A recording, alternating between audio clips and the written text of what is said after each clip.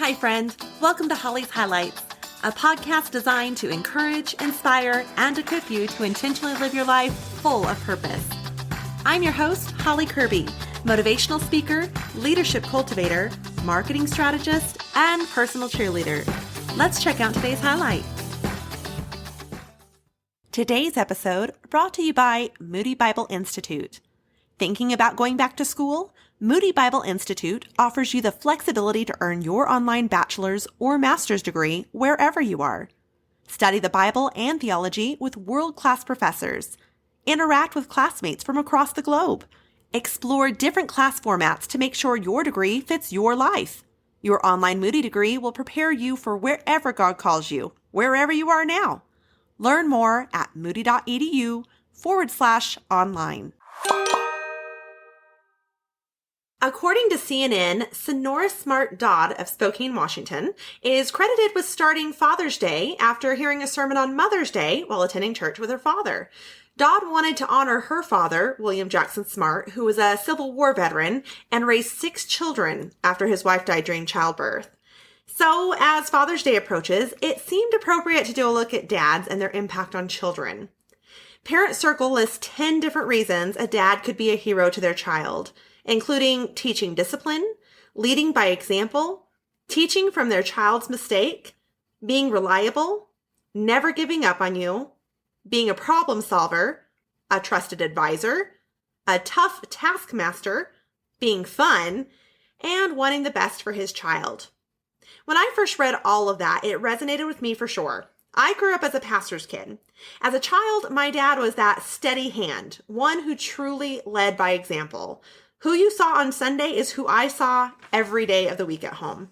As a senior pastor of our church, I saw him as a leader up on that platform every single Sunday. I saw the people gather around him before and after church, and he seemed to just have a way with making people feel like they belonged and were cared for. And just from observing his schedule, I could also tell that many looked up to him and often confided in him. My dad has always been the so-called fun parent. You know, the one you wanted to go grocery shopping with because he would let you toss in that bag of cookies or sugar-filled cereal into the cart.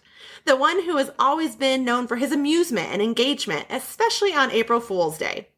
Throughout my years, he always made time for us kids, good quality time, teaching me how to play football and softball and taking me to sporting events, showing me how a man was to treat a lady as he'd take me on dates to ballets, and he's always been in my corner, from standing up for me, attending my plays.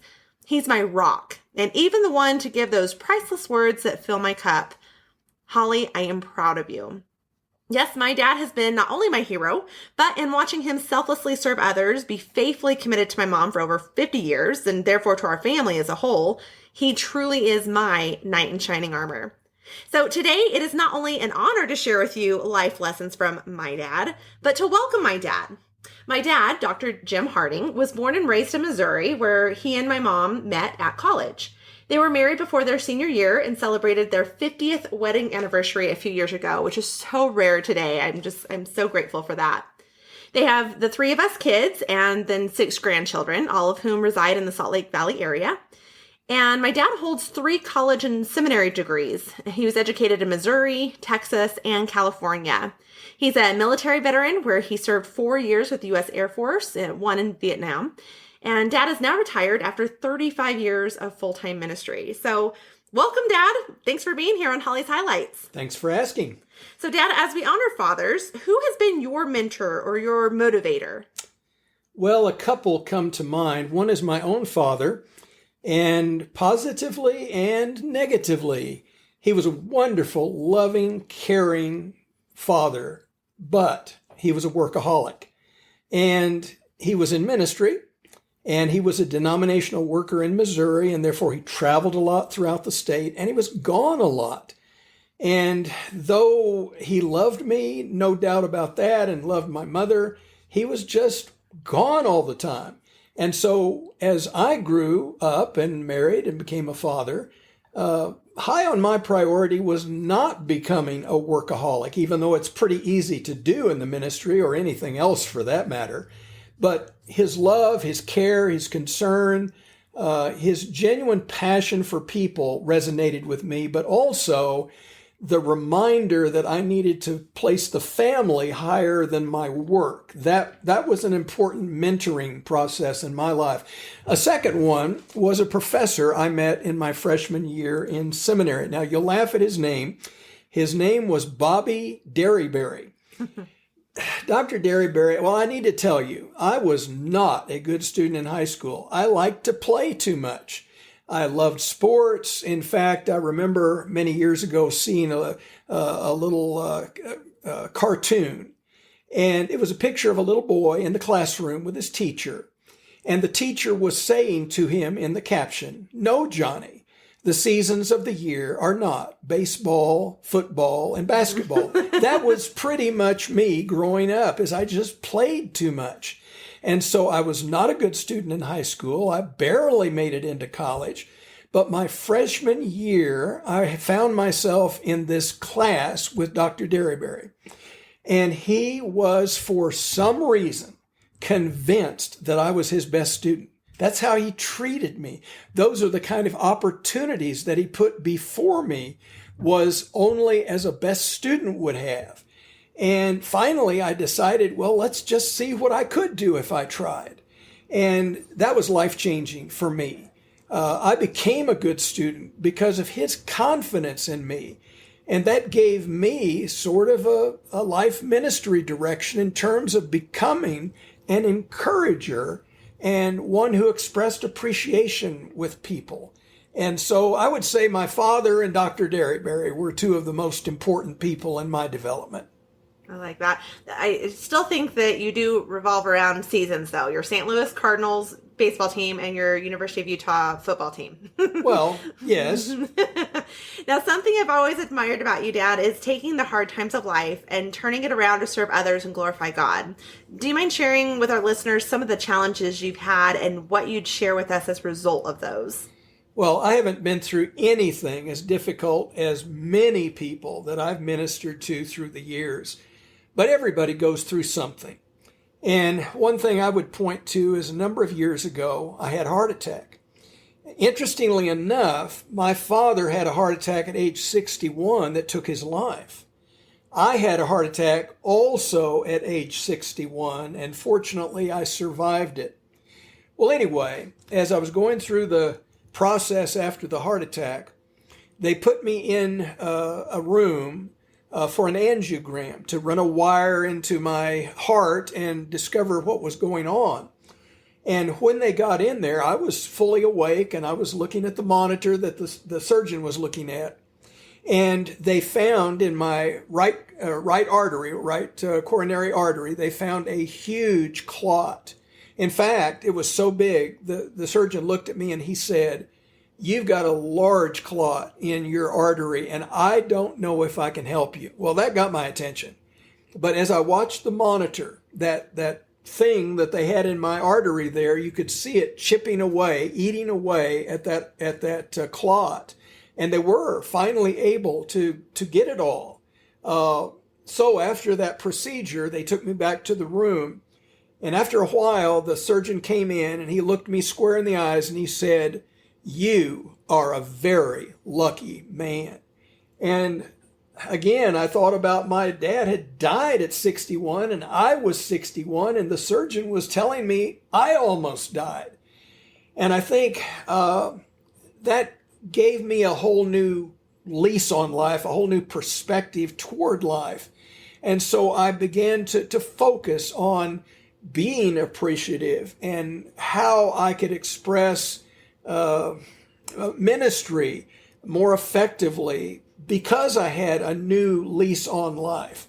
And I think that challenge was something I was able to turn around and use as a motivation to be even hopefully more effective in my ministry. I look back at that time and I remember you sharing with us afterward that he had shared that with you.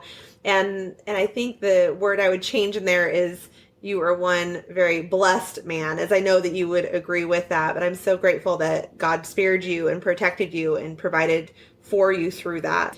Now, our family, as you know, gets a good laugh at my analogies as I'm prone to mess them up somehow. But Dad, you've always had great phrases you use. So one of Allie's favorite, my daughter, is use your head for more than hanging a hat.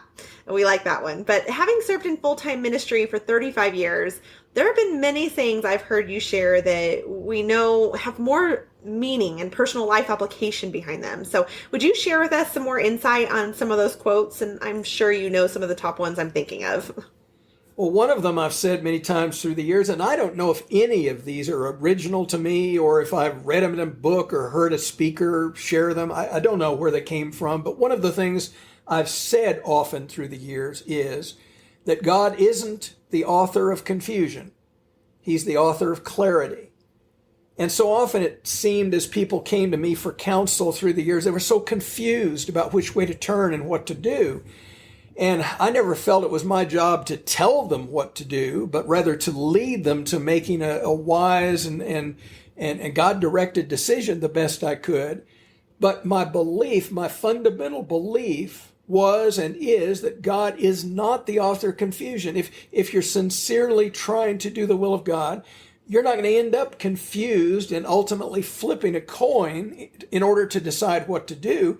He is going to lead you to a point of clarity. If you continue seeking after him, you will have direction, which leads me to a second quote, and that is, if you want to know God's will for your life tomorrow, make sure you're in the center of his will for your life today.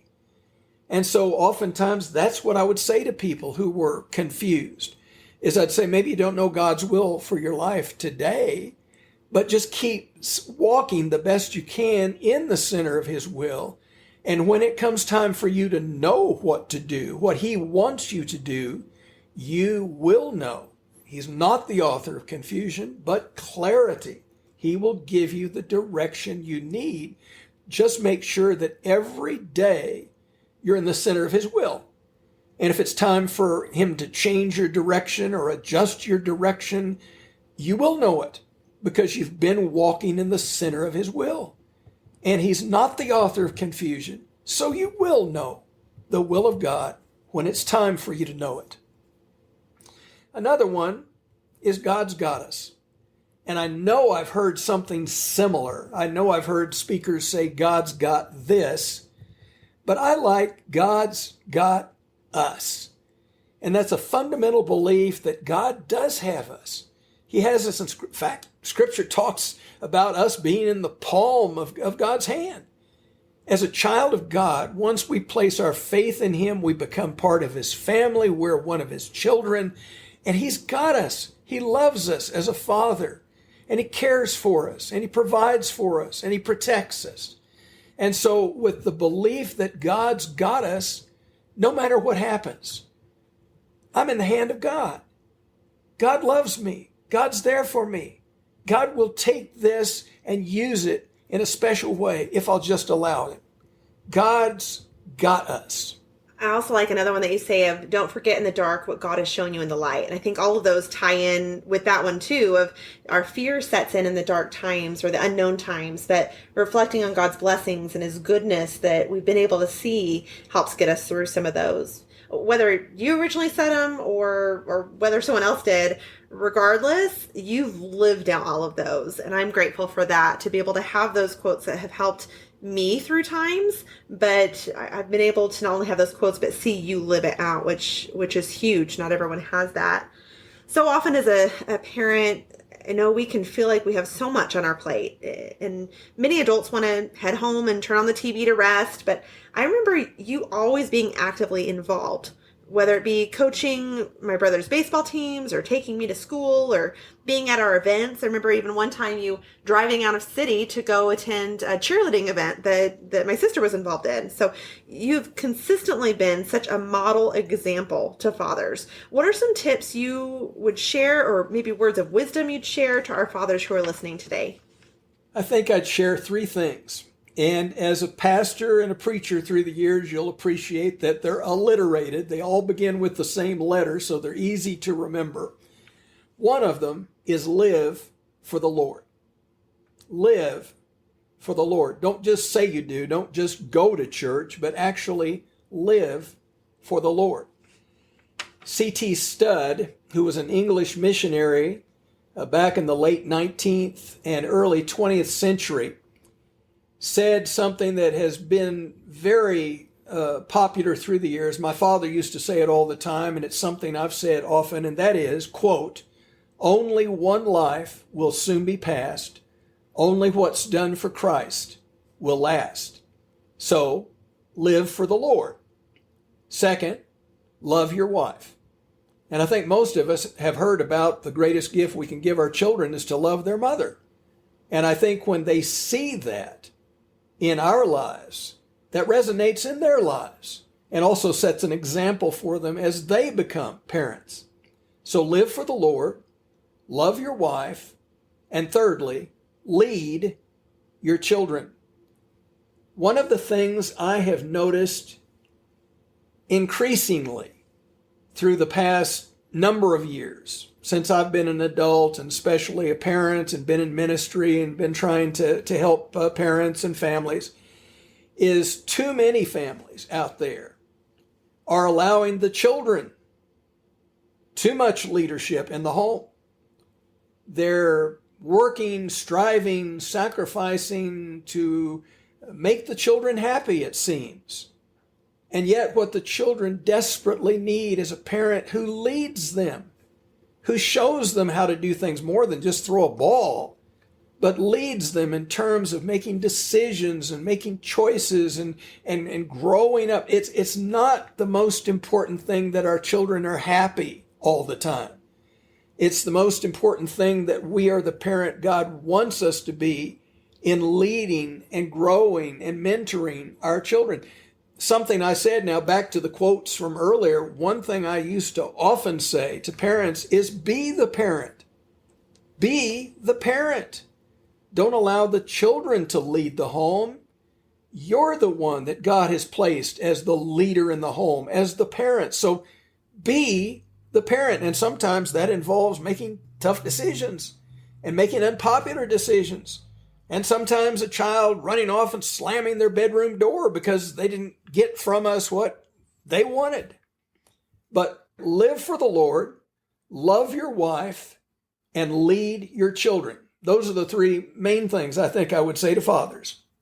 That makes me think of in our recent Mother's Day podcast episode talking about being the mom, that all came from exactly how you and Mom have raised us. I know you often would refer to Dr. James Dobson's books, and in there he had shared about setting those boundaries and structure and discipline because it actually makes the children feel safe and secured and loved. So again, I can kind of be a product of that, of you living that out and leading us kids. And yeah, we weren't always happy about it, but we always felt loved. We always felt secured, and we always felt safe. So thank you, Dad, for those tough times of leading us, because it got us to where we are today. And I think that also the respect we've been able to have for you from that in that leadership has developed a friendship also. Of course, you are a leader of our home, but we are honored that you're our friend too, that you have selflessly, sacrificially loved us through that tough love too.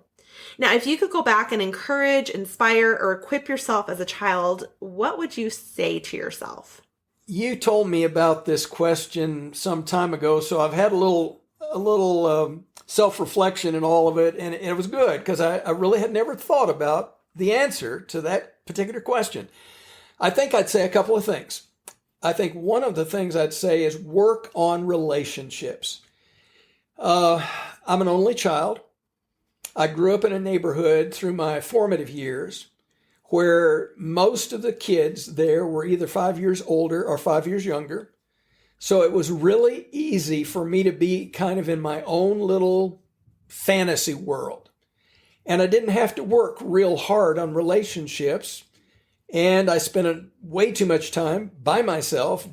And I think I would have been a lot better off as I aged, working more on relationships during those formative years, because it really was a struggle for me as I began to move into junior high and high school and then college. I didn't have some of the skills I needed to have and I should have had and I wish I'd have had. So I struggled during those years. So I would say work on relationships, work on building relationships and developing relationships, work more on that area. And then second, work more, play less. And I really did play way too much. I told you about when I went to college. I barely got into college because I wasn't a good student. And the main reason I wasn't a good student is I played too much. And so if I'd have learned to work more and play less, I think I'd have been better off there also. Thank you, Dad, for joining us today. If our listeners would like to connect further with you, how may they do that? Well, my email is jimjanh@yahoo.com. jimjanh@yahoo.com. Okay, that will be on our show notes also for you listeners. Thank you again for not only being here today, but for your godly leadership of our home. Your faithfulness to Mom, your counsel and intentional involvement in us kids, and now even our grandkids' lives. Your servant heart, your love, I could go on and on and on. But basically, I am so proud of you and so grateful for you. Thank you for being my wise counsel, my rock, and my hero. I hope you know how much I love you. Happy Father's Day, Dad. Thank you. Thank you for joining me on this journey of life. I hope that today's highlight has been encouraging, inspiring, and equipping so you can go out and live your life full of purpose. I'd be honored if you'd take a moment to leave a review, or better yet, subscribe. We can also stay in touch by joining my email list at hollycurby.com. That's HOLLYCURBY.com. Until next time, make it a great day for a great day.